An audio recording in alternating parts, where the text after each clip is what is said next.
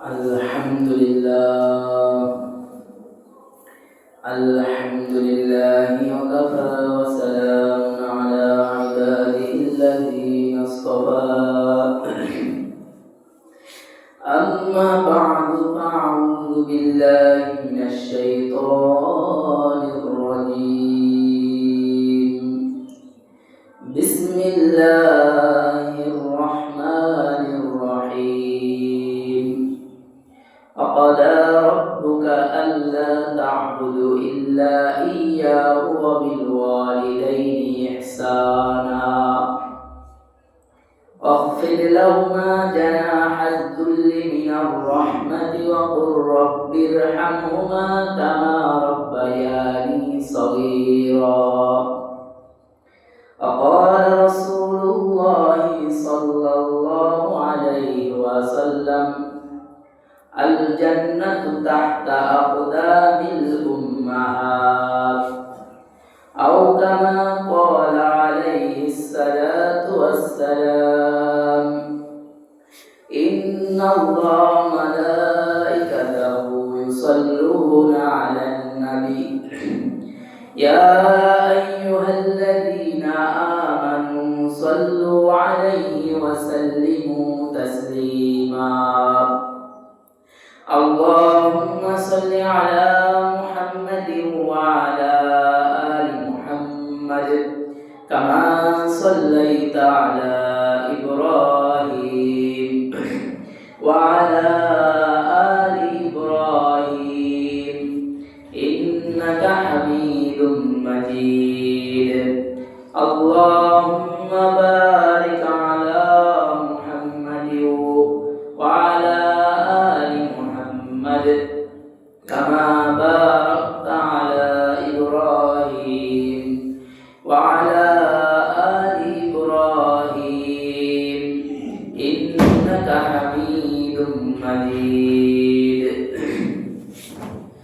الحمد لله মহান আল্লাহ পাক রব্বুল আলামিনের দরবারে লাখো কোটি শুকরিয়া যে আল্লাহ পাক রব্বুল আলামিন আপনাকে আমাকে প্রতি সপ্তাহের মতো আল্লাহর ঘর মসজিদে এ সপ্তাহে জুমার নামাজের উদ্দেশ্যে আসার এবং বসার তৌফিক দান করেছে। সেই বিশ্ব মালিক বিশ্ব প্রতিপালকের দরবারে শুকরিয়া আদায় করি বলি আলহামদুলিল্লাহ।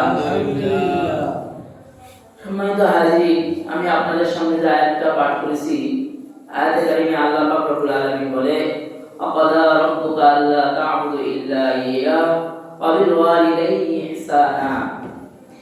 আয়াতে প্রথম অংশে আল্লাহ বলে, আল্লাহ নির্দেশ দেয় যে তোমরা তোমাদের প্রতিপালক ছাড়া অন্য কারো ইবাদত করো না। মানে হলো ইবাদত হবে একমাত্র আল্লাহর, অন্য কারো না। যেমন মূর্তি পূজা, বিভিন্ন পূজা আছে না, এগুলো তো ইবাদত, কিন্তু আল্লাহ বলে তোমরা তোমাদের প্রতিপালক, তোমাদের রব বাদে কারো ইবাদত করো না। তার মানে ইবাদতের মালিক একমাত্র আল্লাহ তাআলা, আর কাউকে ইবাদত করলে ঈমান থাকে না।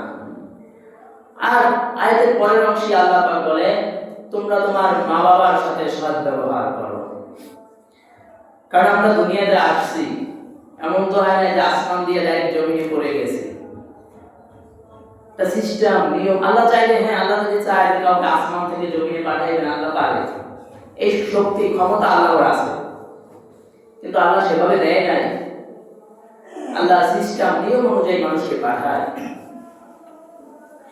দুনিয়াতে আসছি, মায়ের গর্ভে 9 মাস ছিলাম, তা কি মোটেও কষ্ট হয় নাই? কিন্তু এখন তো আল্লাহর কোরআন বলছে মা বাবার সাথে সৎ ব্যবহার করো, অসৎ আচরণ, খারাপ ব্যবহার করতে নিষেধ করছে। কোন জায়গায় এভাবেও বলা হয় যে কেউ যদি হায়াতে বৃদ্ধ মা অথবা বাবাকে পায়, একজনকে পাইছে, একজনকে পায় নাই, এমন কোন কারণ যেন না হয় যে আপনার মা অথবা বাবা কষ্ট পেয়ে বলতে শুধু এই এই সামান্য এইটুকু শব্দ যেন না করে তোমার দ্বারা কষ্ট পেয়ে। আল্লাহ রাসূল হাদিস বলে আল জান্নাতু তাহতা আকদামিল উম্মাহাত, মায়ের পদতলে সন্তানের বেহেশত, মায়ের পায়ের নিচে সন্তানের বেহেশত, সন্তানের জান্নাত। ভালো ব্যবহার কোরআন নির্দেশ দিয়েছে। দেখেন, একজন মা দুনিয়াতে আনার জন্য আপনাকে আল্লাহই আনছে, কিন্তু একজন মা হলো উসিলা, বাবা উসিলা। আপনি দুনিয়াতে আসছেন, কিভাবে আসছেন?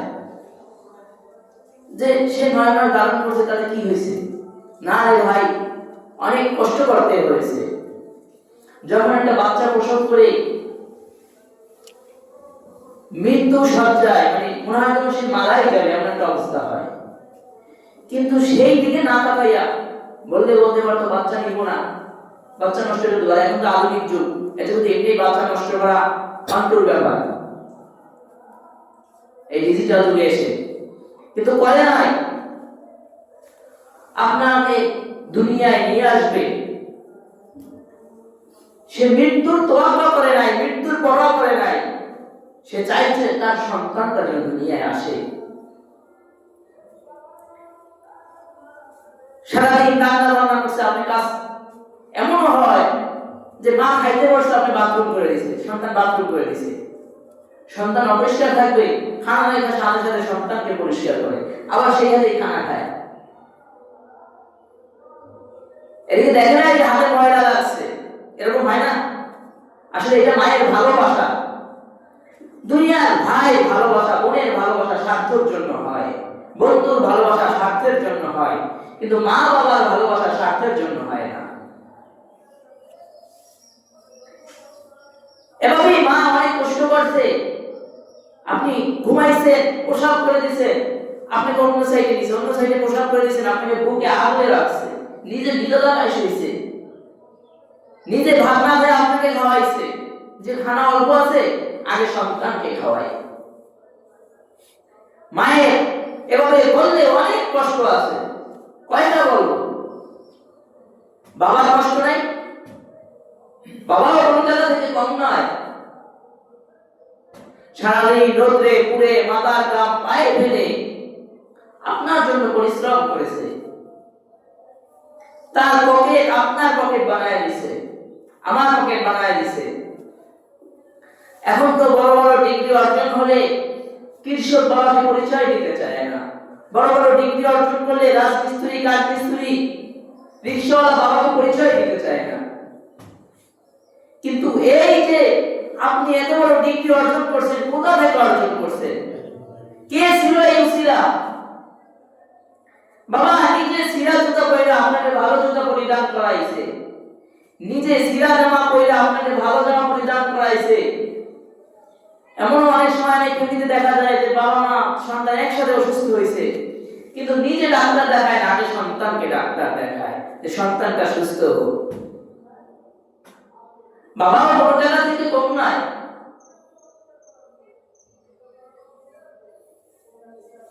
আল্লাহ রাসূলকে বলা হয়, আল্লাহ রাসূলের পরে ভালোবাসার হকদার কে? আল্লাহ রাসূল বলে মা, বলে তারপর কে? বলে মা, বলে তারপর কে? বলে মা। তিনবার মা বলছে, চতুর্থবার বলে তারপরে বাবা। আল্লাহ রাসূলের পরে ইবাদত, আল্লাহ মানে আল্লাহ ভালোবাসার দিক থেকে, মহব্বতের দিক থেকে সর্বোত্তম ভালোবাসা হবে আল্লাহ রাসূলের জন্য, তারপরেই মা এবং বাবার ভালোবাসা। কিন্তু আজ আমরা যদি তাকাই, আমাদের এই আচরণগুলো নাই, মা বাবার প্রতি আমাদের ভালোবাসা নাই। যদি থাকতো তাহলে তো আর বৃদ্ধাশ্রমের দরকার হতো না। আপনি যদি একটা বার ভালো খেয়াল করেন যে তারা কি কষ্ট না আপনার জন্য করেছে, ভাবতে হয় মাঝে মধ্যে। আবার বলা হয়, আল্লাহ রাসূল শক্ত করে হাদিস বলে, যত বড় ইবাদতকারী হোক না কেন, মা বাবা অসন্তুষ্ট, আল্লাহ তার থেকে মুখ ফিরাবেন না হাসরের দিন। নাউজুবিল্লাহ। বলা হয় মা বাবা সন্তানের উপর খুশি তো আল্লাহও খুশি, মা বাবা বেজার তো আল্লাহও বেজার। সে যত বড় বুজুর্গ আর অলিয়ে কামেল হোক, কোনো কাজ হবে না। যত বড় ইবাদতকারী হোক, কোনো কাজ হবে না, কারণ তার মা তার বাবা তার উপর নাখুশ, বেজার। এজন্য মা বাবাকে দুনিয়ার জীবনেই সন্তুষ্ট রাখা। যদি মা বাবা কাফের হয়, জুলুমকারীও হয়, আপনার উপরে জুলুম করছে, কিন্তু সে যদি জুলুম করে তার বিচারটা আল্লাহ করবে যে তোমাকে 5টা সন্তান দিছি, তুমি 5 চোখে দেখা কেন? এটা বিচার হবে যে 5 সন্তান তোমার সমান চোখে দেখা উচিত ছিল, কিন্তু 5 চোখে দেখা কেন, এটা বিচার হবে। কিন্তু আপনি তার সাথে অসৎ আচরণ করিবেন না। কাফের মুশরিক হলেও তার সাথে সৎ ব্যবহার করো, কারণ সে তোমার মা বাবা, তুমি দুনিয়ায় আসছো তার মাধ্যমে। মায়ের খেদমতের অনেক মূল্য, মা বাবার খেদমতের অনেক দাম আছে, মা বাবার দোয়ায় অনেক বরকত আছে। মা বাবার দোয়া নাই তো বড় ডিগ্রি অর্জন করে লাভ নাই। মা বাবার দোয়া আছে, ছোট ডিগ্রি বড় ডিগ্রি নাই, মা বাবার দোয়া সাথে আছে তো সে সফল। অনেক বড় কিছু হয় নাই, কিন্তু মা বাবার দোয়া সাথে আছে, সে অনেক বড় কিছু। কিন্তু অনেক বড় বড় অর্জন আছে, কিন্তু মা বাবার দোয়া নাই, তার সাথে কিছু নাই। ওয়াইসুল কর্ণী নাম শুনছেন? ওয়াইসুল কর্ণী আল্লাহ রাসূলকে হায়াতের জীবনে 20 বছর, মানে তার হায়াতের জীবনে সে মুসলিম হয়েছে, জানছে যে একজন নবী আসছে, একজন রাসূল আসছে, 20 বছর ঈমান আনছে, মুসলমান হয়েছে, কিন্তু আল্লাহর রাসূলকে দেখতে পারে নাই। একটা বার যদি আল্লাহর রাসূলকে দেখতো, একটা নজর যদি দেখতো, তাহলে তার নামটা সাহাবীর খাতায় উঠে যেত।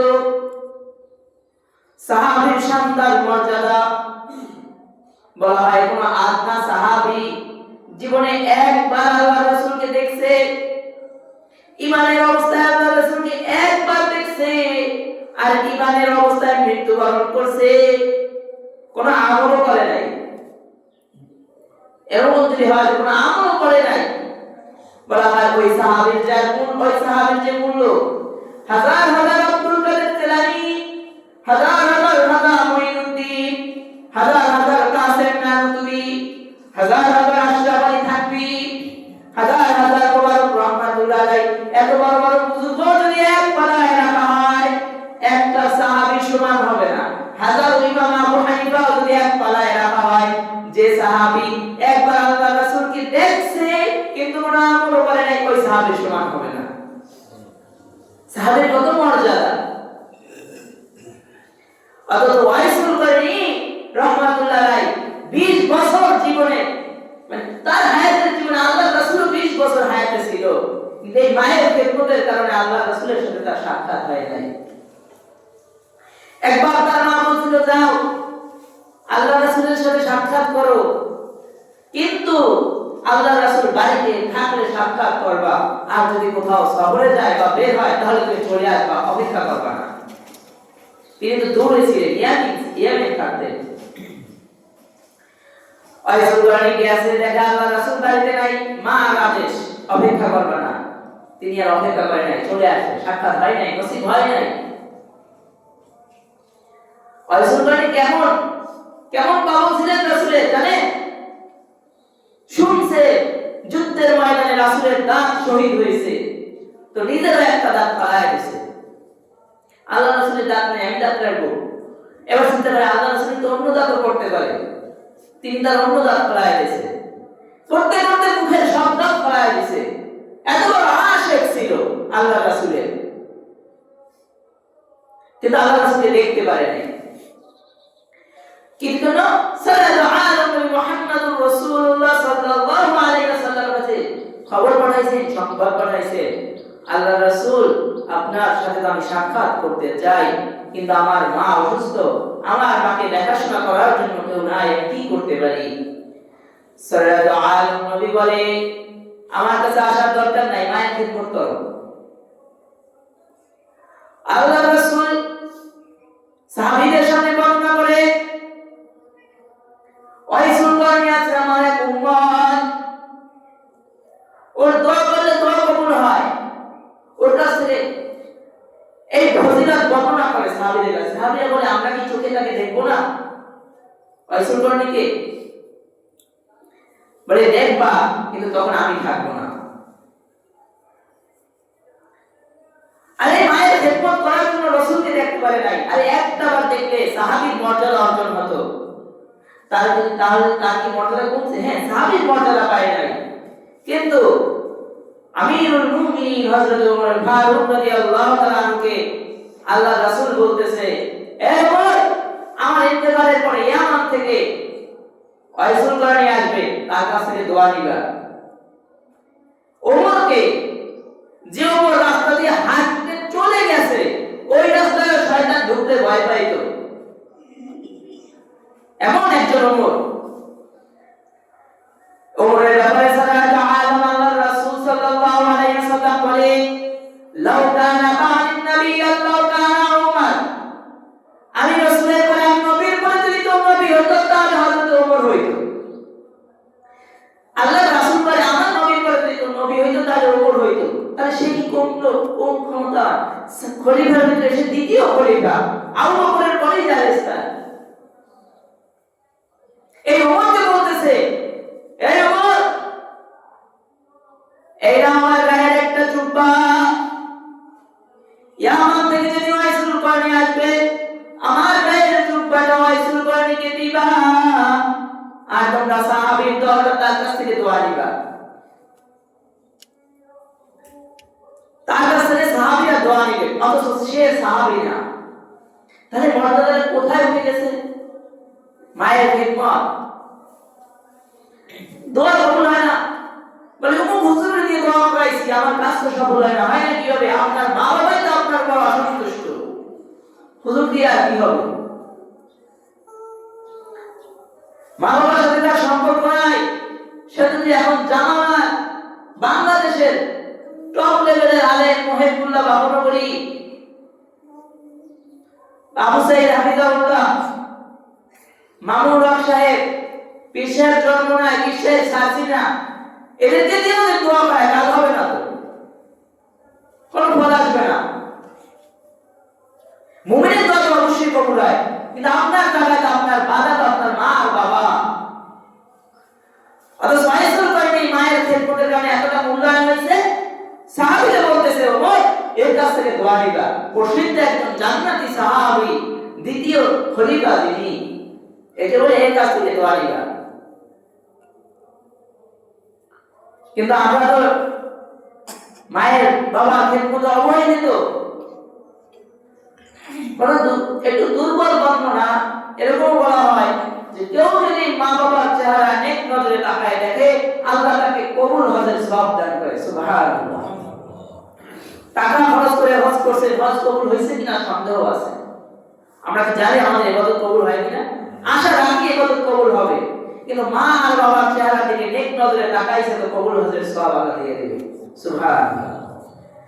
মা বাবা কারোর জন্য যদি দোয়া করে, তার দোয়া কবুল হয়ে যায়। একজন সাহাবী ছিল আলকামা, বড় দানশীল ছিল, বড় ইবাদতকারী সাহাবী ছিল আলকামা রাদিয়াল্লাহু তাআলা আনহু। এমন একটা সময় এসেছে,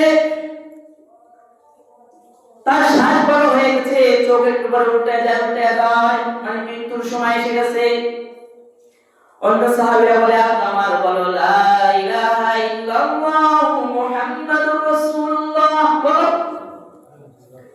আলকামার বলো, সাহাবী, দানশীল, ইবাদতকারী, বড় ইবাদতকারী, কিন্তু জবানে কালিমা নসিব হয় না। আল্লাহ রাসূলের কাছে সাহাবারা গেল, ইয়া রাসূলুল্লাহ, ইয়া হাবিবাল্লাহ, আলকামারের জবান থেকে কালিমা বের হয় না। বলে, আলকামারের মা বাবা জীবিত আছে? বলে, হ্যাঁ আছে। বলে, আলকামারের মাকে ডাকো। কাজা রাসূল, তার সাথে তো তার মায়ের সাথে একটু সম্পর্ক খারাপ আছে। সম্পর্ক কি আছে? সাহাবী, কিন্তু মায়ের সাথে কি খারাপ? মাকে মারছে? না, মারে নাই। গালি দিছে? না, গালি দেয় নাই। মায়ের সাথে বেয়াদবি করছে? না, বেয়াদবি করে নাই। কি করছে? বলে, মায়ের থেকে শুধু স্ত্রীকে একটু ভালোবাসায় বেশি প্রাধান্য দিছে। বলে মাকে ডাকো। বলে তুমি আল্লাহর মা? বলে হ্যাঁ।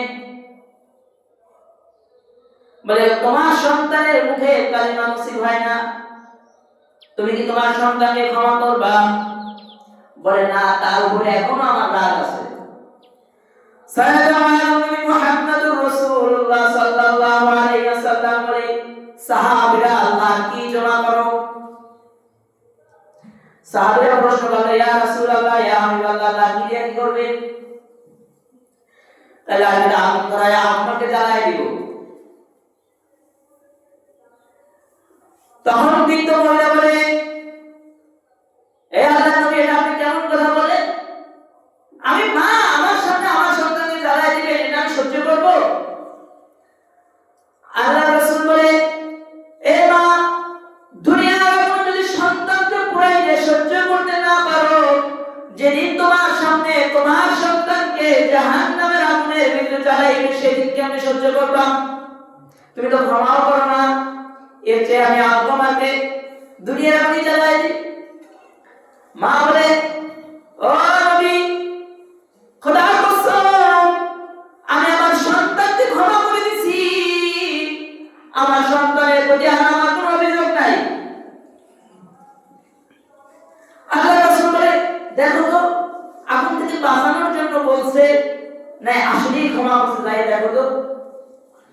সাহাবায়ে কেরাম আলকামা রাদিয়াল্লাহু তাআলা বাড়িতে গিয়ে দেখে আলকামা বলতেছে, লা ইলাহা ইল্লাল্লাহ মুহাম্মাদুর রাসূলুল্লাহ। সুবহানাল্লাহ। আরে ভাই, একজন সাহাবী যদি এভাবে আটকে যায়, ইবাদতকারী সাহাবী, দরবেশ, তাহলে আপনার আমার অবস্থা কি হবে? মা শুধু একটু রাখছিল, বেদুল করে, এখন তো আমি গালি দেই। মা এখন তো বর্তমানে এমন হয় যে মায়ের হাত তো করে।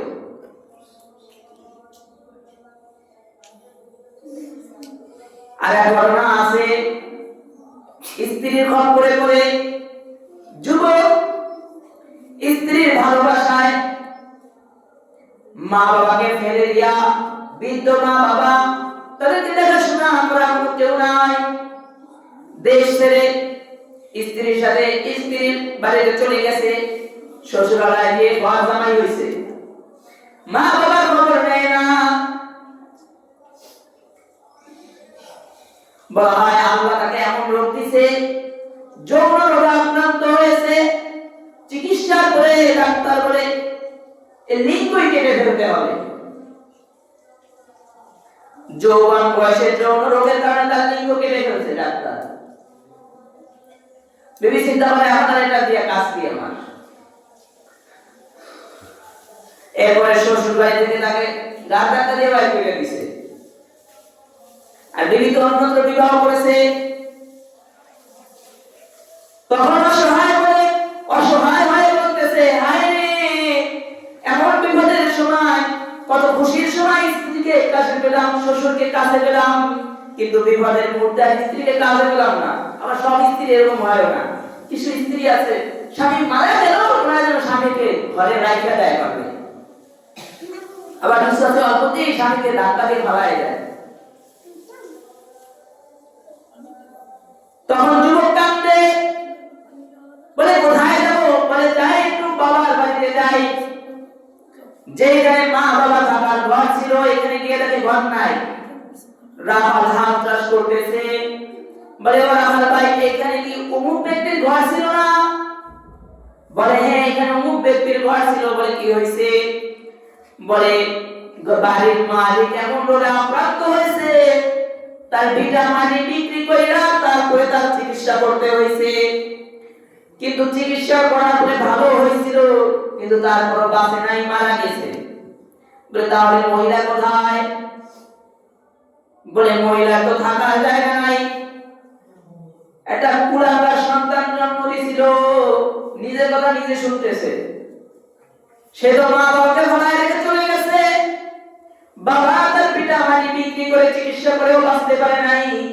মায়ের থাকার জায়গা নাই, মানুষের ঝুপড়িতে থাকে। দিনের বেলায় ভিক্ষা করে, রাত্রে বেলায় মুখ ঝুপড়িতে থাকে। তাকে আমি কি পাবো এখন? বলে দিনের বেলায় বাবা না, তবে রাত্রি বেলায় গেলে ওই ঝুপড়িতে বাবা।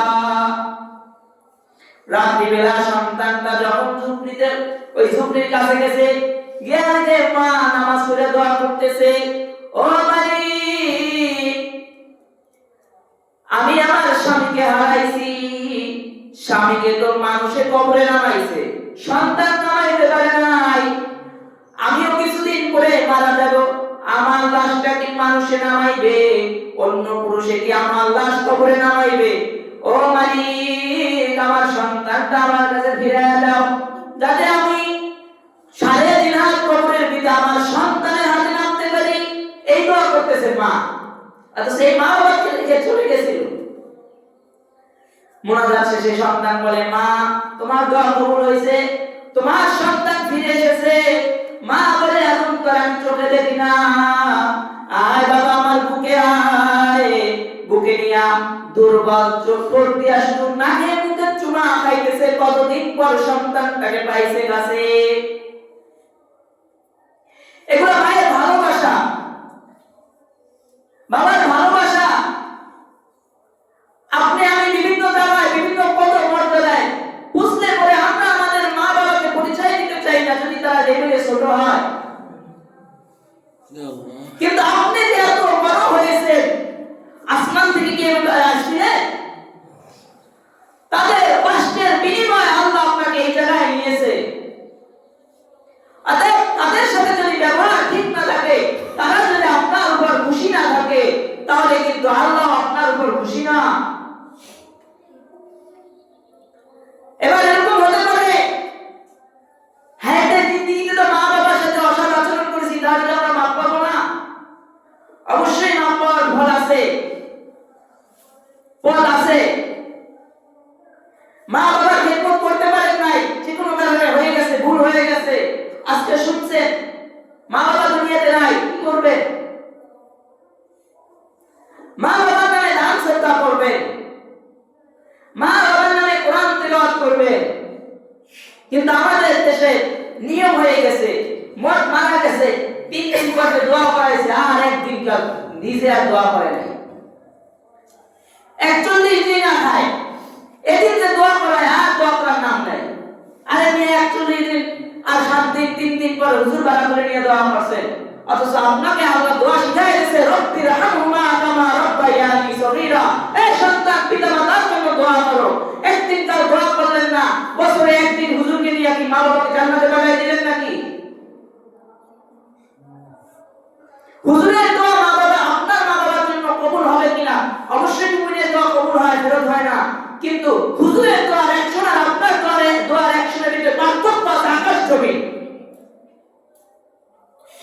আপনার জন্য, আপনার পদমর্যাদার জন্য হুজুর দোয়া করবে, আর আপনার মা বাবা দোয়া করবে, এটার ভিতরে আকাশ পাতাল পার্থক্য। মা বাবার কাছে দোয়া যায় না, আইসা বলে হুজুর দোয়া করে অমুক জায়গায় যেন চাকরি হয়, অমুক জায়গায় যেন যেতে পারি, অমুক পদটা যেন পেতে পারি, বিভিন্ন বাবার বিভিন্ন পদের জন্য হুজুরের কাছে দোয়া যায়, অথচ মা বাবা থেকে ফিরাও তাকায় না। আর এবার মা বাবার কাছ থেকে দোয়া নেন, মা বাবার জন্য দোয়া করে, রব্বির হামহুমা কামা রাব্বায়ানি সগীরা, এটা সবাই পারেন। আর পিছনে বলেন, বাংলায় বলেন, আল্লাহ তাদের উপর রহম করুন, তারা যেইভাবে শৈশবে আমার উপর রহম করেছে। এটা বুঝাইতে গিয়ে হযরত জাকারিয়া রাহমাতুল্লাহ আলাইহি বলে, এক আল্লাহর ওলি, একটা ঘটনা জাকারিয়া রাহমাতুল্লাহ আলাইহি বলে, এক আল্লাহর ওলি গোরস্থানে পাশ দিয়ে যাইতেছিল, গোরস্থানে পাশ দিয়ে যাইতেছিল, কবরস্থানের ভিতরে যখন গোরস্থানে পাশ দিয়ে যায়, তো চিন্তা করে এখানে একটা কবরস্থান, আমি একটু তাদের জন্য ইসরায়েল সওয়াব করে যাই। এবার আল্লাহর ওলি কবরস্থানের ভিতরে ঢুকে দোয়া করলো, দোয়া করে না তুইলা গেল। মানুষ কিন্তু দিনে যেগুলো করে, এগুলো রাত্রে স্বপ্নে দেখে, যেগুলো ভাবে এগুলো স্বপ্নে দেখে। আর আল্লাহর ওলিদের শান্ত আলাদা, তাদের মর্যাদা তো আলাদা। ইনি তো আল্লাহর ওলি, দিনে কি করছে এগুলো আবার রাত্রে দেখতেছে। আল্লাহর ওলি ওই কবরস্থানে বসে দোয়া দুরূদ পড়ছে, ইয়াসিন সূরা পড়ছে, সূরা ইখলাস পড়ছে, এখন এগুলো আবার স্বপ্নে দেখতেছে যে তিনি কবরের পাশে দাঁড়ায় আছে, যেগুলো পড়ছে এই আর সওয়াবগুলো ফেরেশতা এগুলো সবাই দেখবে। আবার এগুলো দেখার জন্য আলাদা আল্লাহর কাছে আল্লাহর নৈকট্য পেতে হয়, সেটার জন্য আলাদা আমল, শুধু আমল দরকার, তাহলে আপনিও দেখতে পারবেন যে আল্লাহর কি শুধু হুজুরাই হবে না, আল্লাহ ওয়ালি হওয়ার সুযোগ তো আপনারও আছে। শুধু আপনার সম্পর্ক হবে আল্লাহর সাথে, তাহলে আপনাকে দ্বারা এটা সম্ভব হবে। তো স্বপ্নে দেখতেছে তিনি যেগুলো তেলাওয়াত করছে, পাঠ করছে, ওগুলো বিতরণ হইতেছে কবরবাসীদের ভিতরে, যে আজকে তোমাদের এখানে এসে একজন ইসারে সওয়াব করছে, এই তোমরা সওয়াবগুলো দিয়ে যাও। আল্লাহ ওয়ালি দেখতেছে কবরে মানুষগুলো ঠেলাঠেলি করে একটু সওয়াব নিতেছে, সিরিয়াল দইরা একটু সওয়াব দিতে আসতেছে, কিন্তু একজন মহিলা আসতেছে না। মহিলা বসে রয়েছে। আল্লাহ ওয়ালি গিয়ে বলে, এই মা, তুমি সওয়াব নেন না কেন? তোমার কি প্রয়োজন নাই? বলে, না, এখান থেকে সওয়াব নেওয়ার প্রয়োজন আমার নাই। বলে, কেন নাই? বলে, আমি একটা সন্তান দুনিয়ায় রেখে আসছি, আমার সন্তান 5 ওয়াক্ত নামাজ পড়ে আমি সওয়াব অটোমেটিক পাই। কবরে যাই দোয়া করা লাগে না মা বাবার জন্য? মিয়া, আপনি আপনার নিয়ত করছেন যে আমি তো আমার মা বাবার উদ্দেশ্যে খানা খাওয়াবো, অটোমেটিক সব চলে গেছে। আপনি নামাজ পড়ছেন, আপনার মা বাবা কবরে সব পাইতেছে, বলা লাগবে না যে আল্লাহ সব পৌঁছাইয়ে দেন, বলা লাগবে না। আপনি মিথ্যা বলছেন, গুনাহের কারণে আমার কবরে যাত্রা লাগবে। আপনি হারাম খাইছেন, চুরি করছেন, অন্যের সম্পদ নষ্ট করছেন, ইবাদত করেন নাই, এই গুনাহের ফসলগুলোও কবরে চলে যায়। যে কি সন্তান রাইতে আসো, তোমার সন্তান গুনাহ করতেছে, যা অটোমেটিক চলে যায়, অটোমেটিক চলে যায়। সারা বছর গুনাহ করবে আর বছরে একদিন হুজুর দিয়ে দোয়া পাইবেন, আজ মায়ের মৃত্যুবার্ষিকী। এইভাবে দোয়া আমরা অধিকাংশ সময় করি যে মায়ের মৃত্যুবার্ষিকী, বাবার মৃত্যু, হ্যাঁ আপনি করেন, কিন্তু আপনার উচিত হলো আপনার মা বাবার উদ্দেশ্য নিয়ত করা হলো আপনাকে নিয়মিত 5 ওয়াক্ত নামাজ পড়া। মা বাবার কবরে শান্তি পাইবে, আপনারও লাভ হইতেছে, লস তো নাই। আল্লাহ বলে, মহিলা তোমার কেন দরকার নাই? বলে, সন্তান রাইতে আসছি, সে ব্যবসা করে আর কোরআন তেলাওয়াত করে, সওয়াবগুলো আমি পাই। আমার সন্তান নামাজ পড়ে, সওয়াব আমি কবরে পাই, আমার আর দরকার হয় না। কিছুদিন পরে আল্লাহ বলে আবার স্বপ্নে দেখতেছে কবরে আমল, ওই রাস্তা দিয়ে আবার আল্লাহ বলে গিয়েছিল, তো সেই সময় আবার ইসারে সওয়াব করছে, আজকের আমলগুলোও বিতরণ হইতেছে। আজকে মহিলা পাগল হয়ে গেছে সওয়াব নেওয়ার জন্য। আল্লাহ বলে জিজ্ঞাসা করে, এই মহিলা সেদিন তুমি বসেছিলাম, আজকে পাগল হয়ে গেছে সওয়াব নেওয়ার জন্য? বলে, ভাই, যে সন্তানটা রাইখে আসছিলাম, যে সন্তানটা আমার জন্য কোরআন তেলাওয়াত পাঠাইতো, নামাজের সওয়াব, বিভিন্ন সওয়াব পাঠাইতো, সন্তানটা কিছুদিন আগে মারা গেছে, আর আমার কবরে আমল আসে না, সেই জন্য আমারও এই বিতরণ থেকে আমল নিতে হয়। বুঝাইছে যে সন্তানরা রে, নামাজ তোমার এমনি পড়তে হবে, তুমি যদি নেক কাজ করো তোমার মা তোমার বাবা কবরে নেক কাজের সব পাবে। তুমি দান সদকা করবা, সওয়াব পাবা, মাদ্রাসা মসজিদে দান করবা, সওয়াব পাবা, অসহায় লোককে খানা খাওয়াবা, তুমিও সওয়াব পাবা, তোমার মা বাবা সওয়াব পাবে, সত্য বলবা, সত্য কথা বলার সওয়াব তুমিও পাবা, তোমার মা বাবা কবরে পাইবে। মিথ্যা বলবা, হারাম খাবা, জিনা করবা, অন্যের সম্পদ নষ্ট করবা, গুনাহের ধাক্কাগুলো কিন্তু কবরে উঠাইয়া দিবে। মা বাবা হায়াতে আছে তো খেদমত করবেন, হায়াতে নাই তাদের উদ্দেশ্য করে বেশি বেশি নেক কাজ করবেন, বেশি বেশি তাসবিহ তাহলিল করবেন, কোরআন তেলাওয়াত করবেন, যাতে মা বাবার কবরের আযাব আল্লাহ মাফ করেন। এবং বেশি বেশি দোয়া করবেন, রব্বিরহামহুমা কামা রাব্বায়ানি সগীরা। মা বাবা যদি জীবিত থাকে তো তাদের খেদমত করা, এতদিন যা করছেন না করছেন আপনি শুনছেন, এখন থেকে উচিত হবে তাদের খেদমত করা, তাদের কাছে মাপ চাওয়া, তাদের যেন কোনো কষ্ট না হয় আমার কোনো কারণে, সেই দিকে খেয়াল রাখা। ঘটনা তো আরো বহুত আছে, কিন্তু বলার তো টাইম নেই। মা বাবার দোয়া দামি দোয়া। জুরাই ইবাদত করতেছিল, ডাক দিছে মা, ডাকে সাড়া দেয় নাই, দোয়া করছে, বেশ্যার মুখ দেখাই আমার কম মরণ দিবা। তো বাস্তবিক ঘটনা তার বেশ্যার মুখ দেখতে হয়েছে, যেভাবে হোক। আসলে ওটা ছিল মায়ের বদদোয়া। মায়ের দোয়া যেভাবে পাওয়ারফুল, বদদোয়া সেভাবে পাওয়ারফুল। এজন্য মা বাবার জন্য কাউকে বদদোয়া না দেয়, কারণ তাহলে আল্লাহ হাসরের ময়দানে তার দিকে তাকাবেন না। যার মা বাবা যার উপরে মেজাজ, আল্লাহ তার উপর মেজাজ থাকবে। আর যদি এমন হয় যে মা বাবা চলে গেছে, তাহলে উচিত কি বছরে একদিন দোয়া করা? না, উচিত হলো এটা যে আল্লাহর আদেশ এবং নিষেধ পরিপূর্ণ পালন করলেই অটোমেটিক সওয়াব পাবে, আপনাকে আলাদা সওয়াব পাঠাইতে হবে না। তারপর যদি একটু সপ্তাহে একদিন, প্রত্যেক দিন না যান, সপ্তাহে একদিন গিয়ে দোয়া করলেন, তাও যদি আপনি না যান সমস্যা নাই। আপনি 5 ওয়াক্ত নামাজ পড়েন, টোটাল ইসলাম মেনে চলেন, তাহলে আপনার মা বাবার কবরে শান্তি পৌঁছাবে ইনশাআল্লাহ। এজন্য ভাই, যে কথাগুলো বলা হয়েছে এর উপরে আল্লাহ তাআলা আপনাকে এবং আমাকে আমল করার তৌফিক দান করুন। বলুন আমিন। আখির দাওয়ানা আলহামদুলিল্লাহি রাব্বিল আলামিন।